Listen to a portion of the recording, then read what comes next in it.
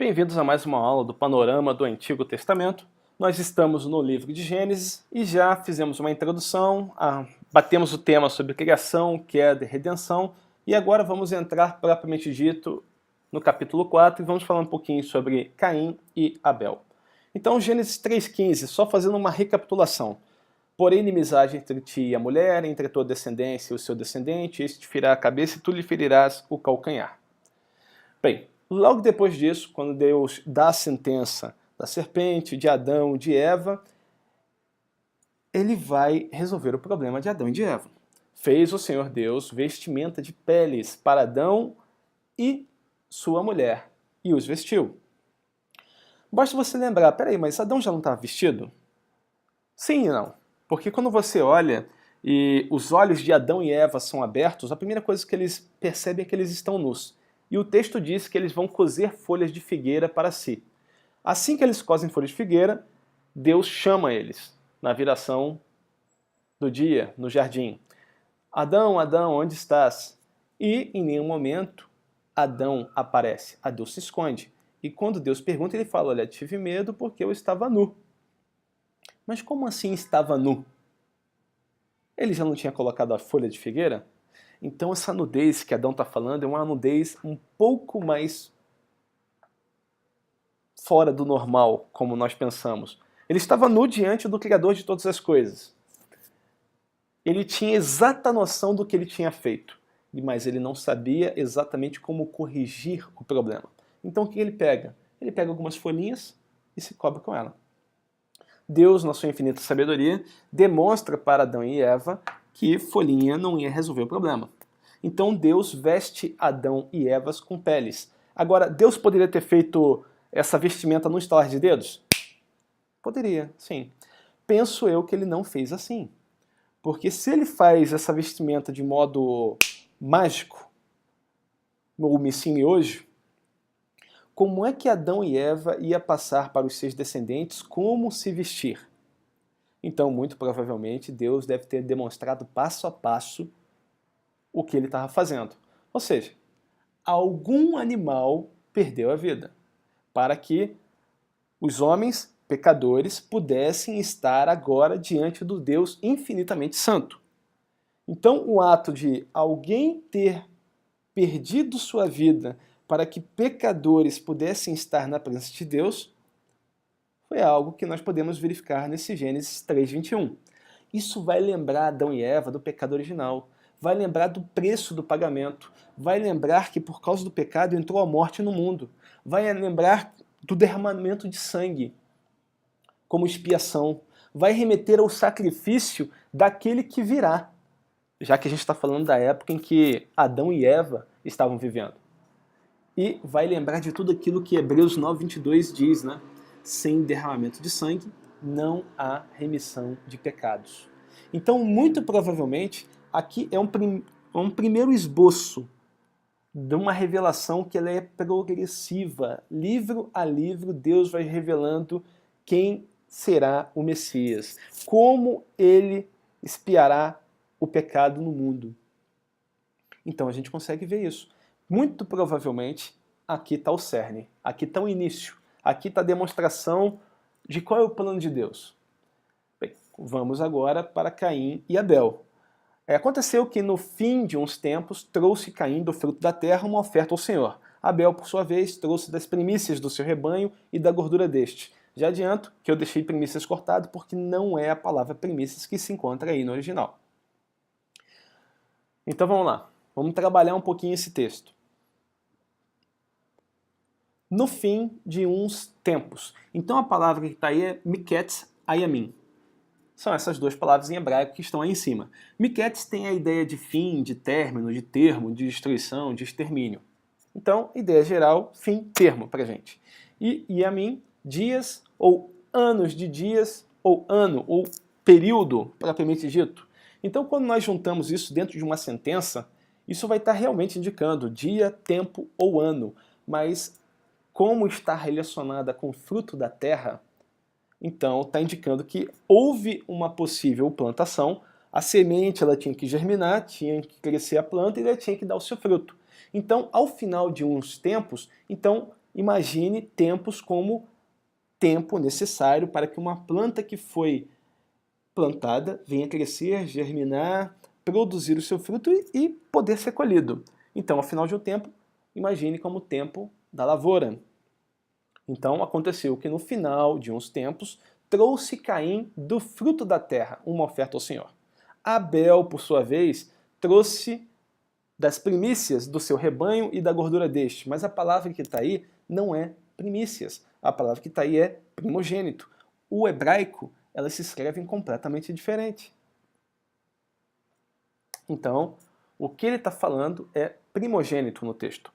Primícias. Primícias vai ter o sentido geral de princípio, de primeira parte, de primeiro fruto, de princípio fundamental e ainda fonte principal. Por que eu digo isso? Porque muitas das vezes a gente tira o texto dentro do seu contexto para trabalhar dízimo. E aí não está falando de primícias. Existem outros textos na Bíblia que você pode utilizar para trabalhar a questão do dízimo, mas esse não é um deles. Aqui está falando de primogênito. E quando fala de primogênito, a ideia geral que esse texto está passando vai ter o sentido geral de cedo, porque o primogênito é aquele que nasce primeiro. Entretanto, somente é utilizado a respeito de pessoas e animais. Aquele que nasceu primeiro. Disse daquele que se dá prioridade. Então, Abel, por sua vez, trouxe do primogênito do seu rebanho e da gordura deste. Aponta para um sacrifício de um animal. Aponta para um derramamento de sangue. Aponta para tudo aquilo que Adão e Eva tinham conhecimento lá no jardim. Porque Adão se vestiu com folhas, frutos da terra, né?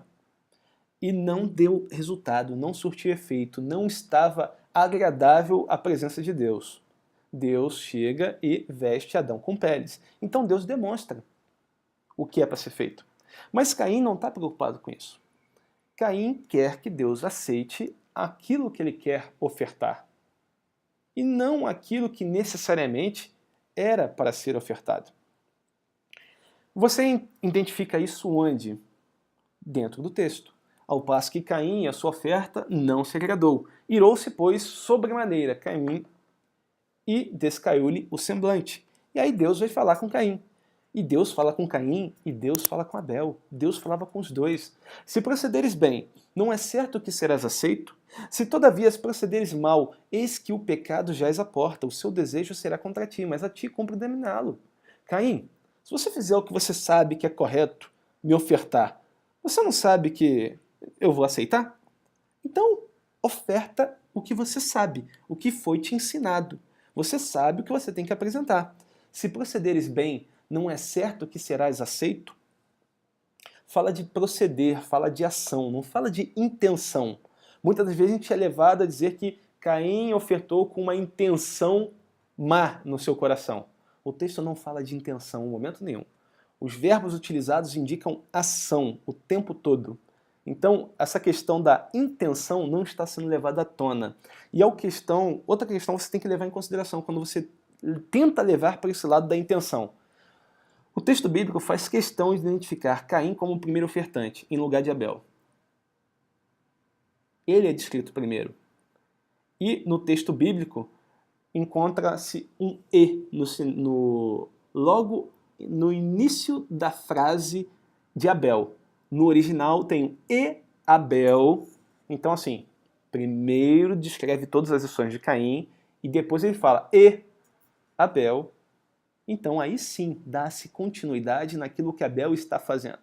A questão é que Abel ele vai ofertar depois, mas ele oferta o que é esperado. Então, assim, sobre Caim e Abel, é só esse ponto que a gente vai bater. E aí, existem várias literaturas que podem chegar e aprofundar um pouquinho mais a questão sobre esse fato. O livro Dominados pelo Ego, você pode chegar e baixar ele e você vai ter um resumo de 96 folhas desses 2 ou 3 versículos. E o livro vai botar esses 2 ou 3 versículos o tempo todo. Tornou Adão a coabitar com a sua mulher e ela deu à luz um filho, a quem pôs o nome de Sete. Porque, disse ela, Deus me concedeu outra descendente, em lugar de Abel, que Caim matou. E aí a gente vai entrar nas gerações de Caim e de Sete. E essas são as gerações que nós encontramos no capítulo 4 e no capítulo 5. Capítulo 4 está indicando as gerações de Caim. Capítulo 5 está indicando as gerações de Sete. Bem, vamos começar então por Caim. E coabitou Caim com a sua mulher, ela concebeu e deu à luz a Enoque. Caim edificou uma cidade e lhe chamou Enoque, o nome do seu filho. Quando nós olhamos para Caim, normalmente a gente chama Caim de o pai da inveja, da ira desenfreada, dos assassinos, da ocultação da verdade, daquele que agia em rebeldia, daquele que se considerava autossuficiente, daquele que era egocêntrico, daquele que estava preocupado mais com feitos de registros históricos. Ele, assim como toda a sua geração. Mas Caim, ele é a esperança da humanidade caída. Ele mesmo deve ter sido criado achando de si mais do que convinha, uma vez que Deus havia prometido a Eva que o descendente dela ia ferir a cabeça da serpente. Quem disse que Caim não cresceu achando que ele era o filho da promessa? É bem provável que Caim tenha crescido pensando dessa forma. É óbvio que a gente só pode conjecturar porque não existe nada dizendo isso. Mas quando você junta A mais B, existe uma possibilidade disso ter acontecido. Bem, de alguma forma ele era o primogênito. O padrão que ele orientasse é o que deveria ser aceito. Muito provável que ele pensasse assim. Então temos um impasse. Conhecedor do bem e do mal, qual é a lógica de uma mente humana decaída na solução do problema? Bem, primeira hipótese. Não ouvir a voz divina e não se arrepender. Porque Deus tinha mandado ele se arrepender, mas peraí, eu sou o primogênito. Eu não tenho que me arrepender de nada. Na realidade, foi meu irmão que ofertou errado, culpa dele. Se ele não tivesse ofertado isso, Deus nem ia reclamar da minha oferta. Bem, se eu tenho algo que eu quero ofertar, mas eu tenho um concorrente que está ofertando outra coisa, qual é a coisa mais fácil para que a minha oferta seja aceita? Elimino a concorrência e obrigo a pessoa a aceitar aquilo que eu tenho a oferecer. E é o que Caim faz com seu irmão. Caim vai repetir as ações de Adão. Ele peca e quer omitir a verdade de Deus. Porque Deus pergunta, onde está seu irmão? Por acaso sou tutor do meu irmão? Por isso que Caim vai ser tido como o pai da inveja, da ira desenfreada, dos assassinos, daqueles que ocultam a verdade. Pai daqueles que têm religião, mas que não temem a Deus. Porque todo ser humano, de um modo geral, ele é religioso. De todo ser humano, ele busca se ligar a alguma coisa. Nem que seja a teoria de cristais energizantes, a mantra com a natureza, não importa. O homem, ele quer se ligar a alguma coisa, ele sente falta de alguma coisa. Ele sabe que algo lhe falta, muito embora ele não saiba exatamente o que lhe falte. Bem, quando nós olhamos para Caim e as ações que Caim tem ao longo da vida, ele simboliza o homem independente, autossuficiente, egocêntrico. O caminho das facilidades, o caminho do bem-estar, o caminho dos prazeres desmedidos. A sua descendência toda vai seguir essas ideias e vai se aprimorar nisso. Porque quando você olha, ele diz que, olha, eu sou errante, e onde quer que eu vá, eu serei perseguido, poderei ser morto. Tamanho é o meu pecado. E Deus vai chegar e falar com ele, olha, eu vou te colocar um sinal para que qualquer um que te encontre não te mate. E aí Caim fala que vai se virar sozinho. E Caim se vira sozinho. E talvez esse seja o maior problema de Caim, porque foi colocado um sinal em Caim para que ninguém o matasse, ninguém que o encontrasse o matasse. Ou seja, Deus deu garantia a Caim que ele teria uma vida normal e viveria todos os dias de sua vida. Ou seja, ele teve todos os dias de sua vida para poder se arrepender. E se ele não se arrependeu, esse é o maior julgamento dele. Foi-lhe dado oportunidade, mas o arrependimento não houve. Bem, a gente vai saber isso naquele dia. E Caim edificou uma cidade, lhe chamou Enoque, o nome de seu filho. Então, isso aqui demonstra a insegurança do homem sem Deus. Ele busca a segurança na força do seu braço. Ele confia em si mesmo. Ele sabe que ele, olha, não posso confiar em Deus porque Deus me expulsou. E agora eu estou longe dele, estou na terra de Nod. Então eu vou criar meios de prover a minha própria segurança. Eu sou autossuficiente. Logo depois a gente vê um outro descendente dele sendo nomeado. Lameque tomou para si 2 esposas, o nome de uma era Ada e o nome de outra se chamava Zilá. Não preciso nem dizer que na Bíblia todas as famílias com mais de uma mulher sofreram tragédias irreparáveis, basta que você dê uma olhada. Você vai ver que todos eles que tiveram mais do que uma esposa tiveram tragédias na família. Bem, Jabal é um dos filhos de Lameque, e Jabal vai ser considerado o pai daqueles que habitavam em tendas e que têm gado. Entenda uma coisa, quando fala que ele é o pai dos que habitavam em tendas e têm gado, não quer dizer que ele tinha uma tenda para ele e tinha um casal de bois ali para ele tomar conta, um para procriar e o outro para tirar leite. Não tinha nada disso. Quando fala que é pai dos que habitavam em tendas e têm gado, entenda, ele era reconhecido por aquilo. Então, ele não tinha uma tenda, ele não tinha um gado. O intermédio pelo qual as pessoas o reconheciam era exatamente pelas tendas e pelo gado. Ou seja, ele tinha posses, muitas posses. Logo depois, nós temos Jubal, pai dos que todos que tocam harpa e órgão. E aí você vai verificar que toda a expressão de arte, de música, de poesia é por intermédio dele. Se fala que ele é o pai de todos que tocam harpa e órgão, entenda, ele era reconhecido por aquilo. Você sabe, por acaso, se te derem um pedaço de cano de metal, furar na posição exata para que as notas saiam com perfeição? Você conseguiria fazer isso? Se te dessem uma harpa para você afinar ela, você afinaria com a perfeição de um músico? Pois é, Jubal era reconhecido como pai, como criador de todos aqueles que faziam esses instrumentos, que tocavam esses instrumentos. Mas tudo isso era para deleite próprio. E por último a gente vai ter Tubal-Caim, que era artífice de todo instrumento cortante de bronze e de ferro. Então, é como se ele fosse o pai da indústria, do acúmulo de riquezas, do domínio. É como se ele fosse. Porque na realidade, se ele aprendeu a criar todo instrumento cortante, utilizando ferro e bronze, ele não era uma pessoa qualquer. Porque para poder tirar o ferro e fazer com que ele realmente vire uma liga, e vire uma liga perfeita, existe um processo muito técnico para isso. O bronze, então, existe uma proporção de material que tem que estar bem equilibrado para que isso vire o bronze. E para que esse bronze não perca o fio na hora do corte. Então, não é qualquer pessoa que poderia fazer isso. Então, ele era reconhecido como aquele que faz instrumentos cortantes de bronze e de ferro. A descendência toda de Caim vai simbolizar a glória da humanidade sem Deus. Os feitos da geração de Caim, de todos os seus descendentes, vão identificar o ser humano que busca poder religioso, poder político e poder econômico. Basta você olhar para os feitos daquela geração e você vai ter uma ideia.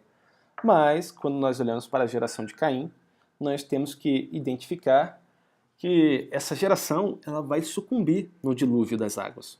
Então, o governo humano, ausente de relacionamento com Deus, é o que Caim simboliza.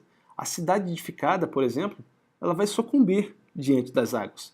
O duplo matrimônio foi incapaz de prover qualquer deleite ou segurança àqueles que viam as águas subindo e invadindo seus lares.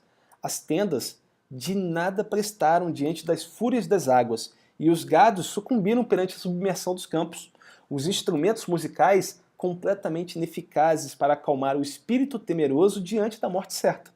E os instrumentos cortantes nada podiam fazer diante da ferocidade de um inimigo o qual não podiam ferir. Suas palavras foram abafadas diante das águas que caíam de dia e de noite, até que nenhuma delas pudesse ser ouvida. E assim, a geração de Caim vai sucumbir perante o dilúvio. Mas diferente da geração de Caim, nós temos a genealogia de Sete. De Sete até Noé, não é marcada por grandes invenções, por grandes destaques sociais, por conquistas humanas. Do contrário, na realidade, quando você olha para essa geração, você vai ver que ela simplesmente nasceu, viveu e morreu. Nasceu, viveu e morreu. E todos os descendentes de Sete são assim. com exceção de Enoque, que Deus toma para si. Os demais, todos eles nomeados. Só para a gente ter uma ideia, isso aqui é fácil, você pegar o nome no hebraico. Difícil é você chegar e pegar um tradutor que ele não vá pegar a palavra no hebraico e falar assim, essa palavra é um nome. E vá realmente, de fato, traduzir a palavra. É difícil você conseguir achar algo que faça essa tradução, mas você acha. Até porque isso aqui é fruto de um estudo que já foi feito algum tempo atrás. E quem fez esse estudo há um tempo atrás foi o Norbert Lee. E ele trouxe no congresso do Chamado Meia-Noite, lá para os idos de 2000. Mas vamos lá, então. Adão, homem, né? Sete, estar estabelecido. Então fica muito fácil você entender por que Eva colocou esse nome. Você imagina Eva perdendo seu filho e Deus restabeleceu aquilo que ela tinha perdido. Ela tinha perdido um e Deus estabelece. Abre a madre uma segunda vez. Então ela nomeia o seu filho por Sete. Logo depois a gente vê o filho de Sete. Sete vai dar o nome de Enos. Bem, sua mãe deve ter contado que seu irmão morreu. Seu irmão morreu porque seu outro irmão o matou. Então fica muito fácil a gente entender por que Sete dá o nome de seu filho de Enos, mortal. E assim, sucessivamente, a gente vai ter uma geração após outra nomeando seu filho. Então, Cainã, que significa medo, Malael é Deus abençoado, né? Jared descerá, ou descida, ou aquele que desce. Enoque ensinará aquele que ensina, ensinando.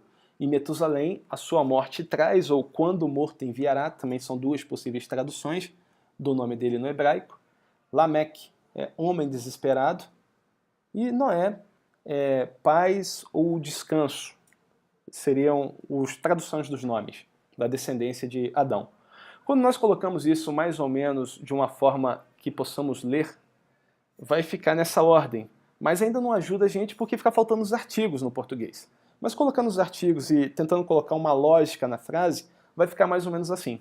Ao homem está estabelecido ter medo da morte, mas o Deus abençoado descerá e ensinará que a sua morte trará ao homem desesperado paz.